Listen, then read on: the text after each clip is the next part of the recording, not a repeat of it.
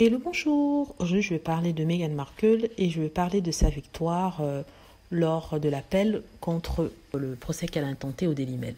Elle a gagné cette deuxième manche et je vous avais promis de vous traduire le discours que la duchesse a donné pour célébrer sa victoire, on va dire. Donc, voilà ce qu'elle a écrit.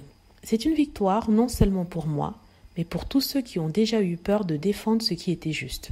Bien que cette victoire constitue un précédent, ce qui compte le plus, c'est que nous soyons désormais collectivement assez courageux pour remodeler une industrie des tabloïds qui conditionne les gens à être cruels et profitent des mensonges et de la douleur qu'ils créent. Dès le premier jour, j'ai traité ce procès comme une mesure importante du bien contre le mal, l'accusé l'ayant traité comme un jeu sans règles.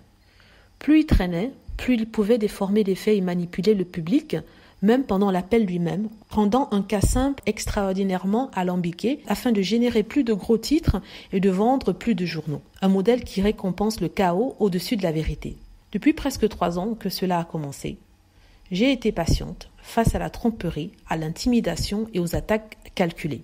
Aujourd'hui, les tribunaux ont statué en ma faveur, encore une fois, confirmant que le Mail on Sunday, propriété de Lord Jonathan Rosemere, a enfreint la loi. Les tribunaux ont demandé des comptes à l'accusé et j'espère que nous commençons tous à faire de même. Car aussi éloigné que cela puisse paraître de votre vie personnelle, ce n'est pas le cas. Demain, ça pourrait être vous. Ces pratiques néfastes ne se produisent pas une seule fois dans la vie, elles sont un échec quotidien qui nous divise et nous méritons mieux. Voilà. En fait, elle a fait un jeu de mots dans la dernière phrase. Échec quotidien voulait dire Dailyfell, qui est une sorte de jeu de mots sur le Daily Mail. Donc voilà, ça c'est le message que la duchesse a posté juste après sa victoire, l'annonce de sa victoire. Elle dit des choses qui sont assez justes. Elle dit en fait qu'elle se bat pas seulement pour elle, mais pour les personnes qui souhaiteraient que leur vie reste privée et qui ont un peu peur de s'attaquer à des colosses comme par exemple le Daily Mail, qui est l'un des plus grands tabloïds en Angleterre. Elle a prouvé en gagnant qu'il est toujours possible de le faire si on s'en donne la peine et si on se bat pour ce qui est juste et ce qui est vrai. Donc ça, c'est mon interprétation.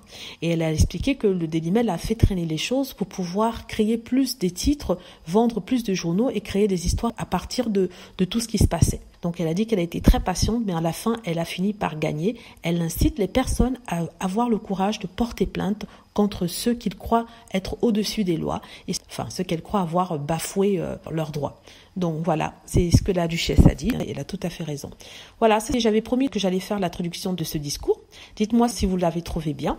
Voilà, c'est parfait pour la duchesse, encore bravo pour Meghan. La guerre n'est pas encore terminée, je sais, mais bon, c'est déjà un bon début.